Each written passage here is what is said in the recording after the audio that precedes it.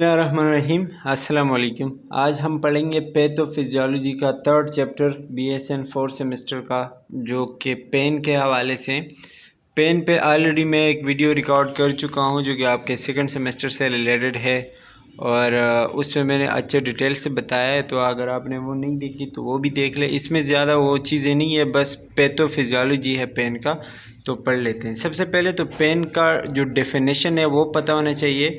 Pen का मतलब क्या है? Sensation of the affected level of unpleasantness. मतलब आपको ऐसा कुछ हो रहा है जो कि प्लेजेंट नहीं है, जो कि आपको अच्छा नहीं लग रहा, आपके बॉडी में ऐसा कुछ जो है मसला आ रहा है जो कि अनप्लेजेंट है। एक तो प्लेजेंट चीज़ होती है जो कि अच्छा लग रहा होता है, लेकिन ये जो सेंसेशन है या ये जो इंसान की एहसासात होती हैं ये अनप्लेजेंट है और बंदे को अच्छा नहीं लगता।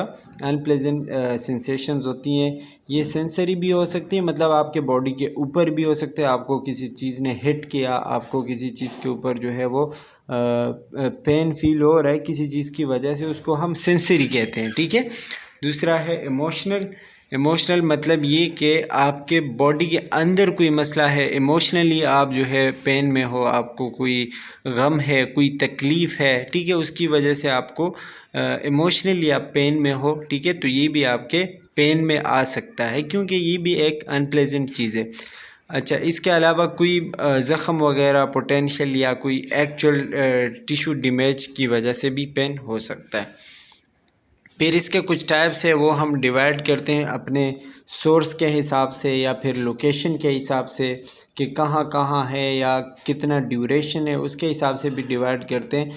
इसके अलग अलग टाइप्स होते हैं, ठीक है। इसके अलावा फिर हम उसके मेडिकल डायग्नोसिस करते हैं, जैसे सर्जरी की ज़रूरत हो तो सर्जरी करते हैं, ट्रॉमा है, कैंसर है, एनीमिया है या कोई और मसला है, तो उसमें हम फिर पेन को ठीक करने के लिए मुख्तलिफ़ किस्म के इंटरवेंशंस करते हैं। अच्छा, इसके टाइप्स पढ़ते हैं। तो सबसे पहले इसमें है कुटेनियस पेन। कुटेनियस पेन जो है शार्प होता है बहुत ज़्यादा, और ये आपके स्किन या सबकुटेनियस टिश्यूज़ जो है वहाँ पे फील होता है। मतलब आप कहते हो कि एक्सटर्नली जो आपको पेन फील हो रहा है, ठीक है, मतलब आपके स्किन के ऊपर या आपको सबकुटेनियस टिश्यूज़ के ऊपर, उसको हम कुटेनियस पेन कहते हैं। दूसरा है डीप पेन। डीप पेन जो है ये बहुत ज़्यादा थ्रोबिंग पेन होता है, मतलब चुभने वाला जिसको हम कहते हैं, और ये आपके मसल्स में, आपके बोन्स में या आपके टेंडन्स में, जहाँ पे मसल्स और बोन्स एक दूसरे के साथ कनेक्ट होते हैं वहाँ पे होता है, ठीक है, ये पेन। और ये रेडिएट करता है, मतलब एक जगह से दूसरी जगह फैलता है, सराउंडिंग में जितने भी टिश्यूज़ होते हैं वहाँ फैलता है। रेडिएट्स का मतलब आपने पढ़ा होगा, रेडिएट का मतलब होता है फैलना, ठीक है। अच्छा, इसके बाद है विज़रल पेन। विज़रल पेन वो है जो कि किसी भी बॉडी के अर्गन के इंटरनल अर्गन जो हमारे होते हैं वहाँ होता है। ये किसी स्ट्रेचिंग की वजह से, मतलब जब आप बहुत ज़्यादा किसी चीज़ के साथ ज़ोर लगाते हो या आपकी बॉडी को ऑक्सीजन सही नहीं मिल पा रही, ठीक है, और ब्लड में ऑक्सीजन की कमी है, इस्कीमिया है बॉडी अर्गन्स में, तो उसकी वजह से विज़रल पेन हो सकता है। इसके अलावा एक्यूट पेन है। एक्यूट पेन आपको पता होगा कि कुछ देर के लिए हो, इसमें 6 मंथ्स लिखा हुआ है, लेकिन 6 मंथ्स भी काफ़ी लॉन्ग ड्यूरेशन है। तकरीबन 7-8 दिन तक जो पेन हो और उसके बाद ख़ुद ख़त्म हो जाए, उसको हम एक्यूट कहते हैं। लेकिन अगर जैसे कोई बहुत बड़ी ड्यूरेशन का पेन हो तो फिर उसमें 6 मंथ्स भी एक्यूट में आ सकते हैं। अच्छा, इसके अलावा क्रॉनिक पेन है। क्रॉनिक पेन जो है मतलब अगर थोड़े अरसे का है तो तकरीबन 7-8 दिन से अगर गुज़रता है, ज़्यादा होता है, तो फिर हम उसको क्रॉनिक पेन कहते हैं। लेकिन अगर कोई बहुत बड़ा पेन है फिर हम उसको 6 मंथ से आगे काउंट करते हैं।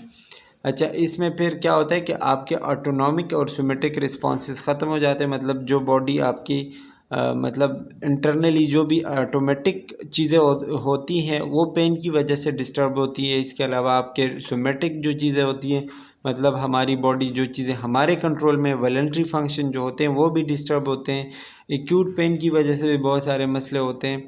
तो ये अच्छा, इसके अलावा लॉस ऑफ एपेटाइट होता है, मतलब इसकी वजह शायद आप खाने को आपका दिल नहीं कर रहा होगा, आपको भूख नहीं लग रहा होगा, स्लीप डिस्टर्बेंसेस हो सकती हैं, आप डिप्रेशन में चले जा सकते हो और आप जो है किसी चीज़ को अच्छे से रिस्पांस नहीं दोगे, आप बिल्कुल जो है वो क्या कहते हैं एब्सेंट माइंडेड रहोगे, आपको किसी चीज़ का पता नहीं चलेगा। तो क्रॉनिक पेन जो है ये बहुत ख़तरनाक है।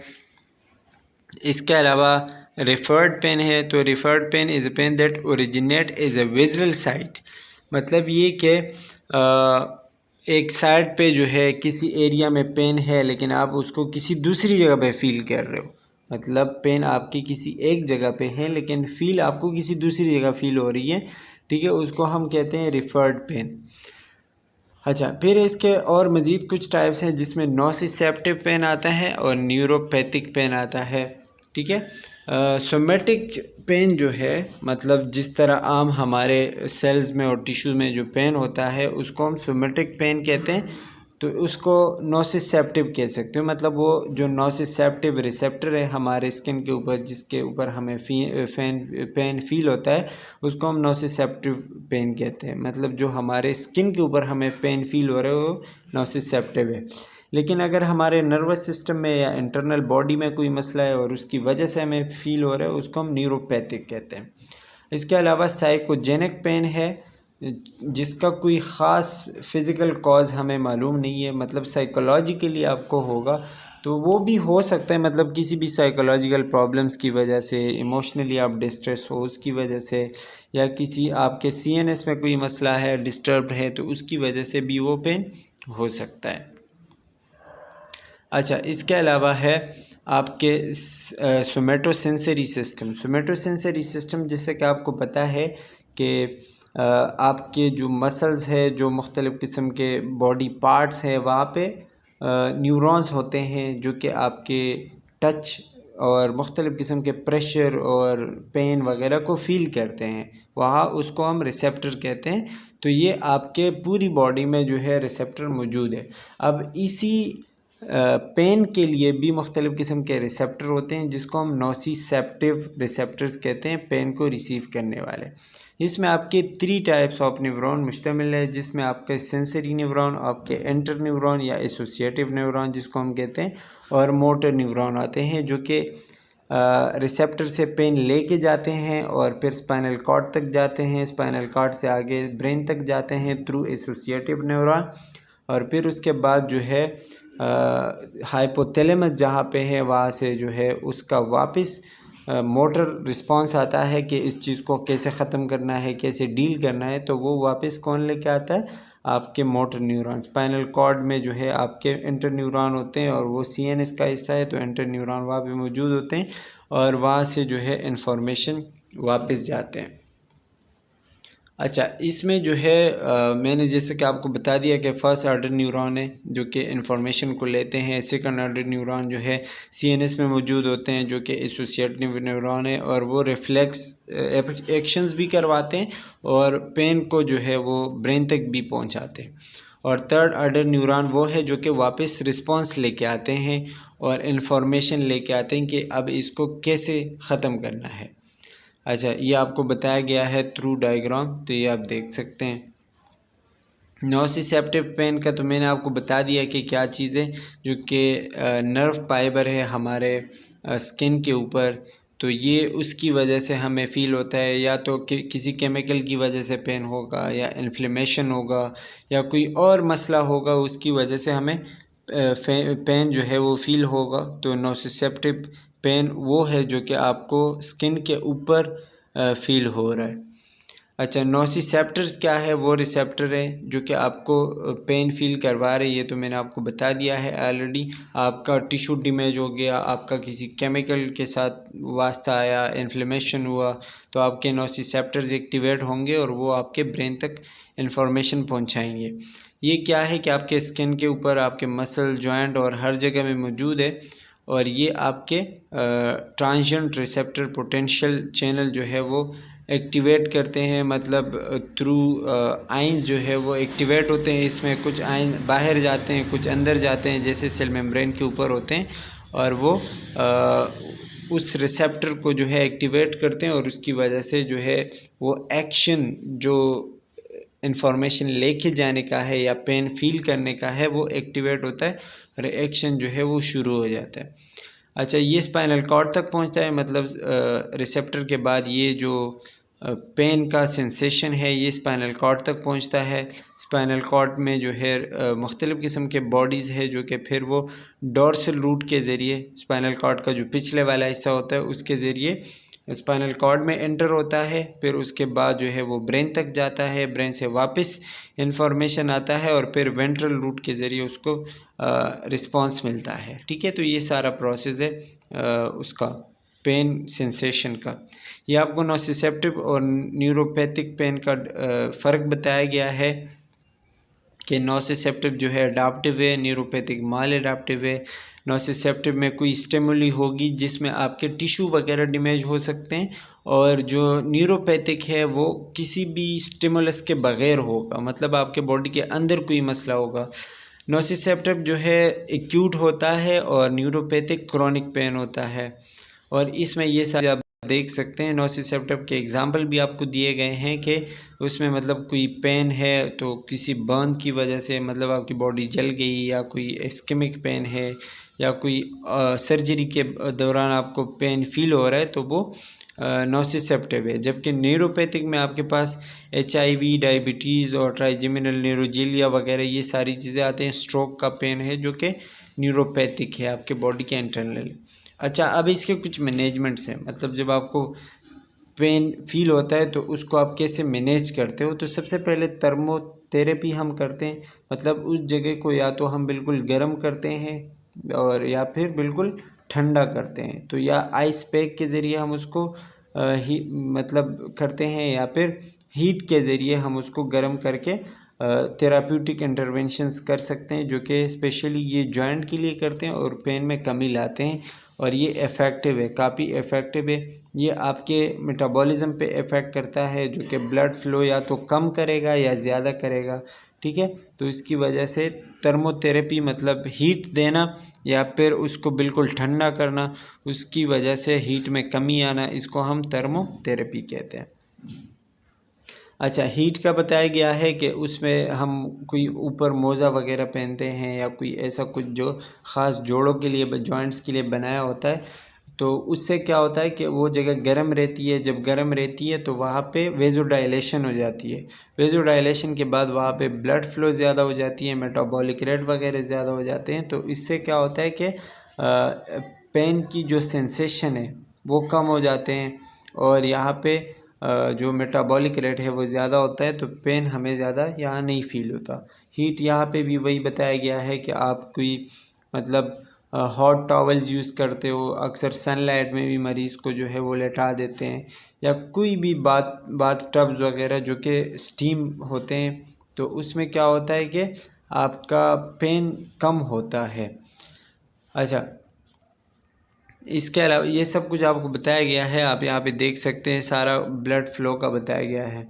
इसके अलावा कोल्ड है, तो कोल्ड हम क्या करते हैं कि हम बॉडी का टेम्परेचर जो है वो कम करते हैं। इसकी वजह से वेजो कंस्ट्रक्शन हो जाती है। वेजो कंस्ट्रक्शन आपको पता होगा कि जो ब्लड वेसल्स है वो नैरो हो जाते हैं, जिसकी वजह से उसके बाद वेजो कंस्ट्रक्शन के बाद फिर वेजो डायलेशन होती हैं, जिसकी वजह से जो है वो हाइपोक्सिक डैमेज जो है वो कम हो जाता है, मतलब ऑक्सीजन की जो कमी है वो पूरी हो जाती है, और इसी तरह जो है मेटाबॉलिज्म रेट डिक्रीज़ हो जाता है ड्यू टू कोल्डनेस। ठीक है, और न्यूरोनल जो एक्साइटेबिलिटी है, मतलब न्यूरॉन जो है वो फ्लो नहीं कर पाते, वो एक जगह पे रुक जाते हैं, तो फिर पेन का जो सेंसेशन है वो हमें सही से नहीं फील होता।